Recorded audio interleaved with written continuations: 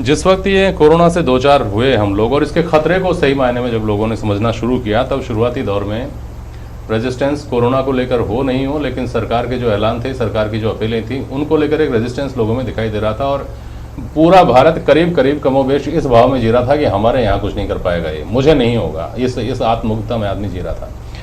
अब क्या लग रहा है आपको? महसूस ये किया जा रहा है कि आम आदमी में जागरूकता आई है, इस बात को लेकर कोई बेचैनी बेता भी नहीं है कि नहीं 14 को तो लॉकडाउन खुल ही जाना चाहिए। समझ में अब जो मुझे आ रहा है वो ये आ रहा है कि हमारे लिए इससे लड़ना, इससे बाहर निकलना ज़रूरी है, कुछ दिन और घरों में रहना है तो रहना चाहिए, रहेंगे। क्या आपके पास किस तरह के इनपुट्स हैं? देखिए, ऐसा है कि जो अभी लॉकडाउन हुआ, जिस तरह की परिस्थितियां अभी बनी हैं, पहले शायद हम लोगों में भी ऐसी चीज़ें थी कि हमारे पास में ऐसा कुछ नहीं होगा, क्योंकि ना तो हम कोई विदेश यात्रा करके आए हैं, या हमने कोई प्लेन में यात्रा करी है, ट्रेन में करी है, बस में करी है। जिन लोगों ने नहीं की है उन लोगों की बात कह रही हूँ। अगर वो ऐसा सोचते हैं कि नहीं हमारे पास में ऐसा नहीं होने वाला है, लेकिन अगर वहाँ पर भी पहुँचा है, और आज स्थिति ऐसी हो चुकी है राजस्थान की कि उसके आंकड़े भी बहुत ज़्यादा ऊपर चले गए हैं। जो पहले हमारे नज़र में यूँ था कि चलो ऐसा कुछ नहीं है, 2-4 लोग मिले हैं, ठीक हो जाएगा, लेकिन आज राजस्थान की परिस्थितियाँ ऐसी हो चुकी है कि वहाँ पर अब आंकड़े बढ़ते जा रहे हैं, प्रतिदिन बढ़ते जा रहे हैं। तो वहाँ पे एक डर जो है वो एक मन में एक डर बैठ गया है।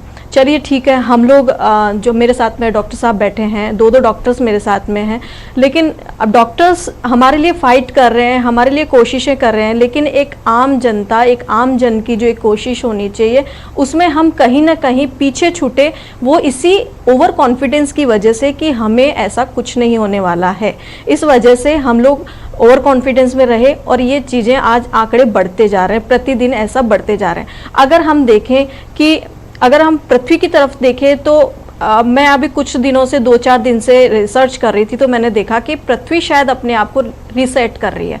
क्योंकि जब पहले प्रदूषण देखा जाए, गाड़ियाँ इस तरह के इतने गाड़ियों के हॉर्न से ही जब हमारा दिमाग खराब हो जाता है तो उसके पॉल्यूशन से कितना होगा, हमारी ओजोन परत जो है वो कितनी कमज़ोर होती जा रही थी। लेकिन आज पृथ्वी जो है अपने आप को ऐसे लगता है कि रीसेट कर रही है। लेकिन कोरोना जो है ये एक बहुत बड़ी महामारी है, उससे डर भी है, उससे भय भी है, लेकिन इससे लड़ा जा सकता है। अभी भी कुछ नहीं है, अभी भी हम इसको रोक सकते हैं। अभी आंकड़े जो बढ़ते जा रहे हैं उनको हम रोक सकते हैं अगर हम लोग जागरूक होके आगे आएं और खुद अपने लिए बताएं कि हमारे साथ में, हमारे परिवार में या पड़ोस में ऐसे ऐसे सिम्टम्स हो रहे हैं और ऐसा नहीं होना चाहिए। अगर ऐसा हम आगे बढ़ के आके करते हैं तो शायद ये तकलीफें कम हो जाएगी। ठीक बात है। डॉक्टर महेंद्र गुप्ता, जब ये कोरोना से हम गुजर कर आगे निकल चुके होंगे, ईश्वर ने चाहा सुरक्षित होकर, उसके बाद एक ठहराव के साथ शायद ये दुनिया इस बारे में सोचेगी कि हम कहाँ खड़े हैं और आगे भविष्य की क्या चुनौतियाँ हैं और क्या तैयारियाँ होनी चाहिए। मेडिकल फ्रेटर्निटी के एक जिम्मेदार आदमी के तौर पर आपको क्या लगता है, मेडिकल जो सेक्टर है वो इसको किस तरह से देखेगा और भविष्य की जो चुनौतियाँ हैं उसके लिए क्या अपने आप को फिर से तैयार करेगा? मसलन जो मैं समझ पा रहा हूँ, जैसे रिसर्च पर मुझे लगता है कि अब ज़्यादा जोर होगा, नई टेक्निक्स पर अब ज़्यादा जोर होगा। अब तक हॉस्पिटल्स जिस तैयारी के साथ बनाए जाते थे, संभवतः उससे ज़्यादा बड़ा उनका एरिया होगा। कुछ जगह खाली भी छोड़ दी जाए तो कोई बड़ी बात नहीं है कि कभी भी कोई महामारी जैसी स्थिति हो तो ये नहीं हो कि कहाँ रखें लोगों को।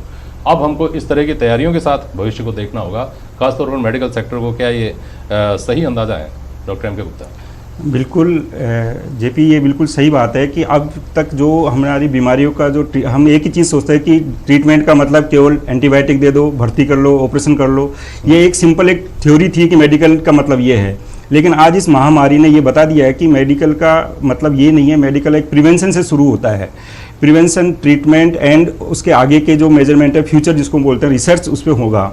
आज इस वैश्विक महामारी को अपन बारे में देखें तो आज हमारे पास, अगर ये पहली बात अच्छी किस्मत माने इसको कि हमारा बहुत लेट आया है, चाइना और इटली होने के बाद जब तक हम समझ चुके थे, हमारी थोड़ी सी गाइडलाइन आ चुकी थी कि क्या है बीमारी। अदरवाइज इसका एक साथ अगर हमारे यहाँ आए तो कोई ट्रीटमेंट का वो सॉल्यूशन नहीं था, क्योंकि इसका बेसिक ट्रीटमेंट है क्वारंटीन, आइसोलेशन, और आइसोलेशन की जगह ही नहीं होती है हॉस्पिटल में। अगर हम देखा जाए तो आमतौर पर हॉस्पिटल में बेड होते हैं वो फुल होते हैं, मतलब आइसोलेशन करके एक वार्ड कोई ऐसा कोई स्ट्रक्चर में होता ही नहीं है। लेकिन अब इस स्थिति में जो आप बता रहे हैं वो बिल्कुल ठीक है कि हमको हॉस्पिटल का निर्माण भी इस तरह से करना होगा कि इसमें एक पर्टिकुलर एरिया होगा जहां पे हम इस तरह के इन्फेक्शियस डिजीज या कभी महामारी आए तो उन लोगों को रख सकें।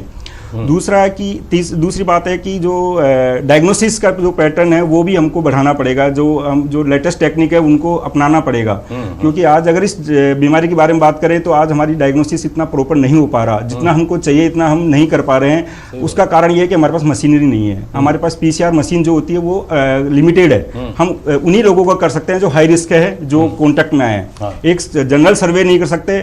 अगर हम जनरल सर्वे करें तो हो सकता है हमारी जो आंकड़े कुछ अलग आए, लेकिन आज हमारे पास संसाधन कम है, इसलिए हम नहीं कर पाते। तो गवर्नमेंट को या सरकार को भी आगे ध्यान रखना होगा कि अगर कभी भी ऐसी बीमारी आती है तो हमारे पास लेटेस्ट मशीन एक अमाउंट में हो, एक कंप्लीट अमाउंट ऐसी हो जिसमें हम तुरंत जांच करना शुरू कर सकते हैं। लेटेस्ट टेक्नोलॉजी अपनानी होगी।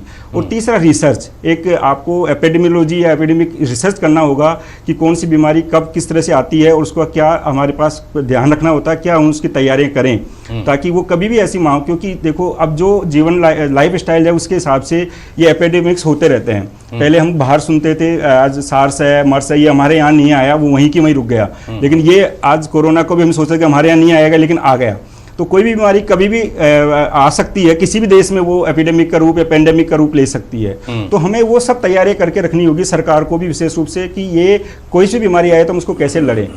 भारत सरकार ने बहुत जल्दी अपन को लॉकडाउन करके इस बीमारी को कंट्रोल तो कर दिया है, लेकिन अभी इसमें बहुत ज़्यादा समय लगने वाला है। अभी ये बीमारी एक उस लिमिटेड या कंट्रोल रूम में तो है, लेकिन अभी ये अपना पूरा टाइम अभी इसको लगेगा पूरा कंट्रोल होने में, क्योंकि अभी तक लॉकडाउन की वजह से ये ज़्यादा फैल नहीं रहा। जैसे ही पब्लिक में ये फैलेगा तब भी ये हमें आगे दिक्कत कर सकता है। अभी तो जो इसका पीक था वो उसको हमने डाउन कर लिया इस लॉकडाउन की वजह से।